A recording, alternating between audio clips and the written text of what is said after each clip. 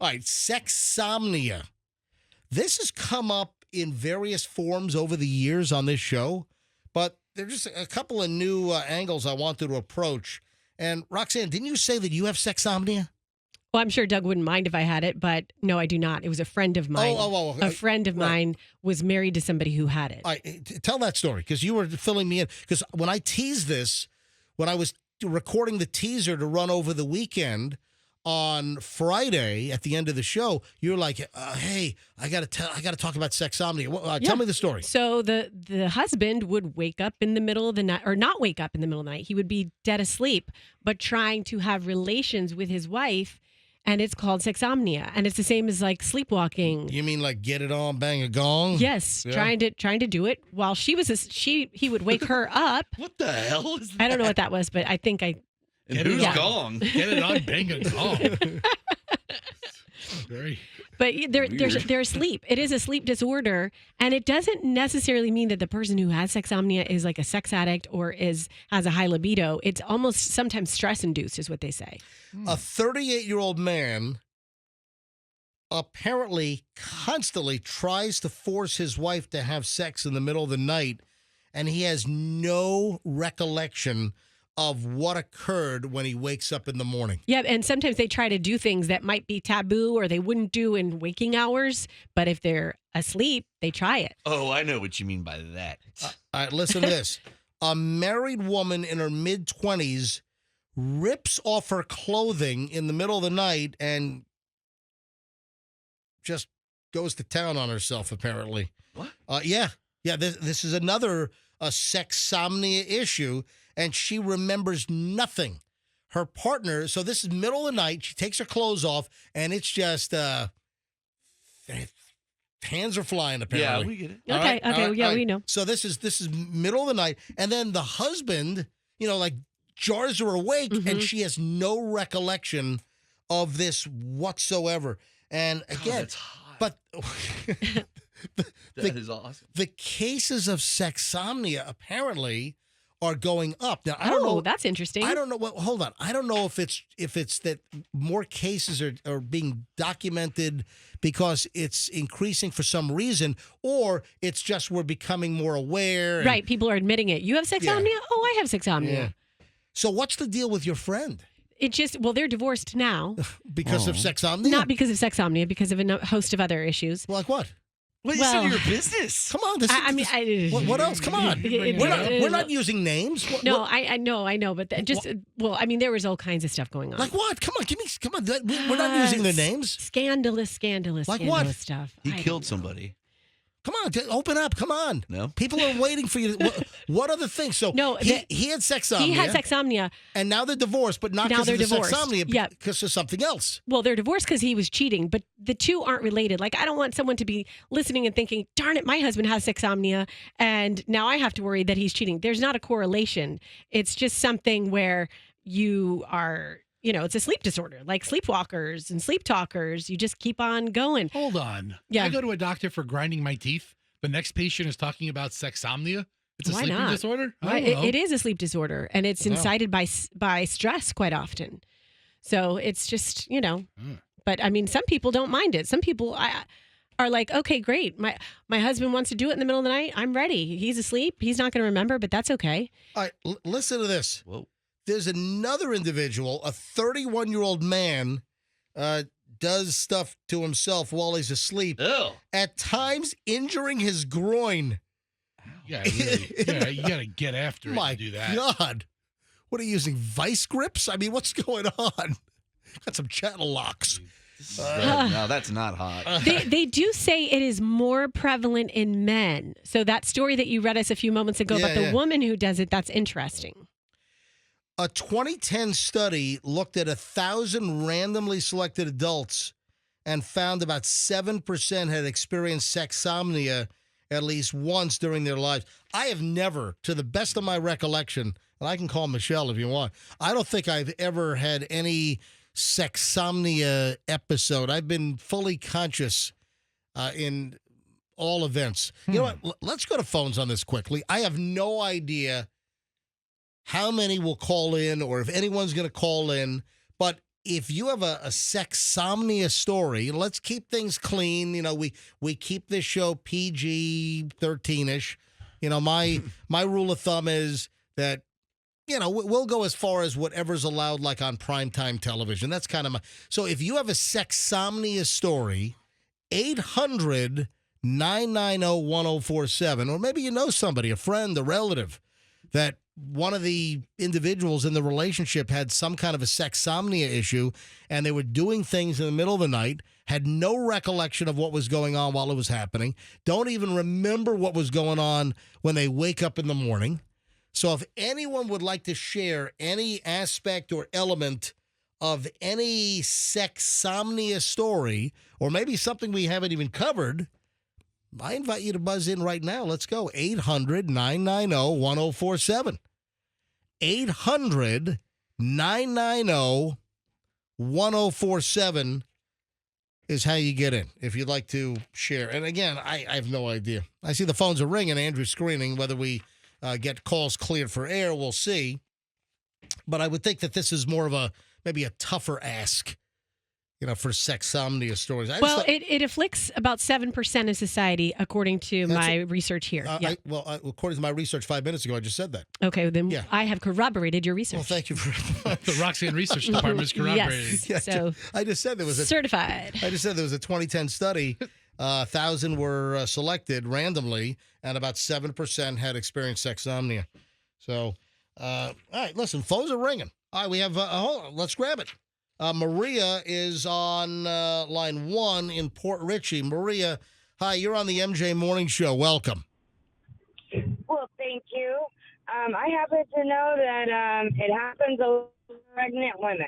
Hold on, say it again. You dropped out. Pregnant women? Pregnant women, yep. Did it happen to you? Were you pregnant at one point? It happened at both my pregnancies. Wow, and you became a sexsomniac. So in the hold on, Maria, in the middle of the night, you try to get stuff done. Yeah, and I wake up in an odd position. Yes. All right. All right. Well, there we have it, Maria. Thank you for checking in. You're welcome. Have a good day. All right. Let me grab Marilyn in Tampa. Marilyn, MJ Morning Show, you're up next. Hi. Hey, good morning. Hey, Marilyn.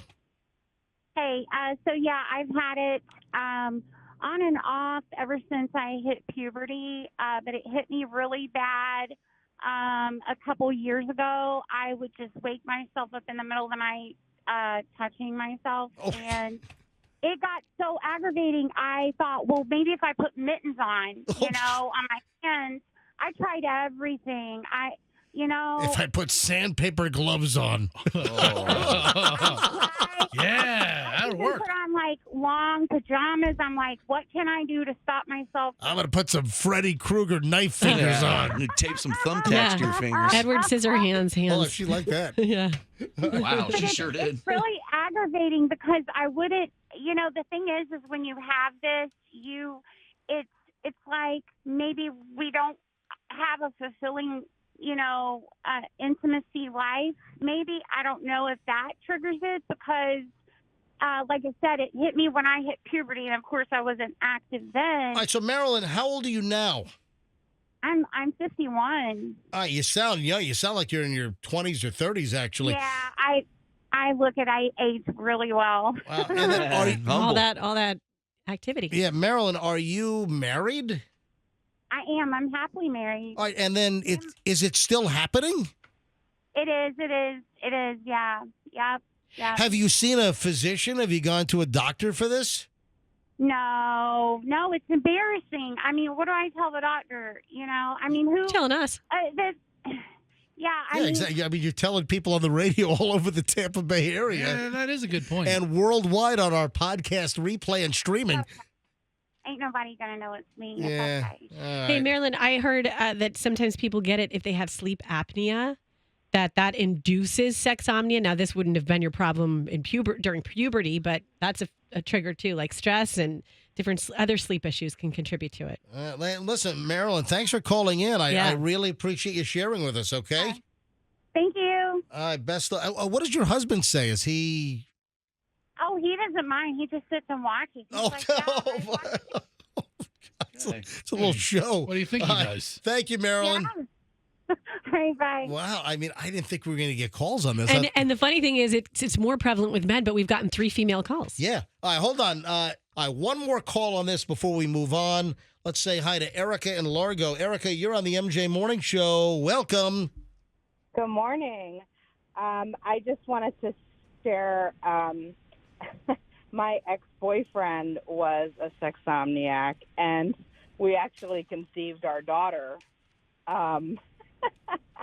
due to that issue. So really, I've been personally touched by the issue. Apparently, you have been touched. Yes, you've been touched by the issue. Absolutely. And are you still married? Oh no! She's 19 now. No. I said, are you still married? I'm married. Yeah. To the guy that had the sexomnia? No. Oh, so no, we're not married. You dumped that one and you got a new one. And I got a new one. Is the new one a sexomniac or he's not? Not at all. Okay. and your 19-year-old daughter now is doing very well? Oh, yeah. She's in college now. Yep. Oh, that's her sweet. First year. And does she know that she's a product of sexomnia? She does not. Okay. Let's conference her in. Let's bring her right in. Let's tell her. Erica, thanks for listening. Thanks. You guys are great. Thank you. Appreciate it. All right. We're okay. Great. I mean, come on. Let's not get carried away. What are we? Come on, tell us more about your friend, Roxanne. What else would you like to know? Is she hot? Yes. That's it. That's all that okay, that's all that matters. Roxanne doesn't have unhot friends. The thing is it's a little bit stressful because I think sometimes women do feel violated. Like we heard from all the women who have it, but if you're sleeping and you're trying to get a good night's rest and your husband is sound asleep but wanting to do that, I think it can be stressful. Didn't somebody we know have it, like Joey B or something? Didn't somebody we know have it? No, he had. Joey B would make like ham and mustard sandwiches and lasagna. Cook in the middle of the night. Oh, and didn't he? Oh, he was on Ambien. Yeah. Joey B, one of our old producers on the show, he had sleeping issues, and he would take Ambien, and the Ambien would cause him. And this is like documented. People on Ambien would wake up in the middle of the night, and they would like be driving 200 miles away from their home and have no recollection whatsoever. This is when it was relatively new, right? Yeah. For Joey B, our former producer, he would cook in the middle of the night. He would bake cakes and make like 12-layer lasagna in the middle of the night. Like really big meals. Oh, We're yeah. at the radio station, 5:30 in the morning. He brings a whole hot spread of chicken parm. And I'm like, what's this? He's, I cooked all night naked. And I'm like, oh. I'm like, okay. And it was delicious. That's what I want to eat lasagna that was cooked while the chef was naked. He was a good cook. Yeah. Yeah. Remember Joey B? I saw a Bigfoot. That's Joey B. We love Joey. I saw a Bigfoot. And Joey B claims that he saw a Bigfoot Right. on the side of I-95 in, was it Georgia or no, South Carolina? Yeah, it was just over the Georgia-South Carolina line, and they pulled over for I think for him to go to the bathroom on the shoulder, like at 2:00 in the morning, and he claims that he saw Bigfoot on the side of the road. I saw a Bigfoot. Who wanted to cut out his tongue? He had an aunt. His aunt wanted to cut out his. Oh yeah. So Joey B. I'm sorry. I just that always made me laugh. There was a big family feud. I think one aunt got arrested and Joey was going to testify against her. And, and she wanted to cut out his tongue. Yeah. He was in radio. Hold on. She hired a hitman. Seriously. So Joey B is up. Joey B lived up in Kearney, New Jersey, and he's had some family members I think that were connected. Yeah, just a couple. A couple of connected folks up there in Kearney, New Jersey, probably in the karting business. Part of the family. It was his aunt. I think it was like his dad's sister, and there was a huge family feud, and she was busted trying to hire a hitman to have one of the relatives killed outright, just like taken out, and then she wanted the hitman to cut Joey B's tongue out of his mouth because he was in radio, and that would ruin his career. by having his tongue cut out of his mouth. So, Oh boy. I just remembered one more sexomnia detail from my friend. Yes. Okay. Well, I forgot that he worked as a character at Disney, so he was Pluto at Disney. And when he did his sexomnia, he was never like a furry type of guy during the day, but he would put on his Pluto costume while he was sleeping. Was he 17? I don't buy that. Get out of here. I'm just kidding. You can't take the costumes home with you. I'm just kidding. Disney doesn't allow you to bring your goofy costume home. I want to have some sex. Let me unzip this and show you how goofy I can be. I was teasing about the costume, Yeah. but he did really work as Pluto. That's a fact. Are you kidding me? No. How old was he? A grown man, an adult. I mean, he worked as Pluto in his 20s. All right. Good Yeah. for him.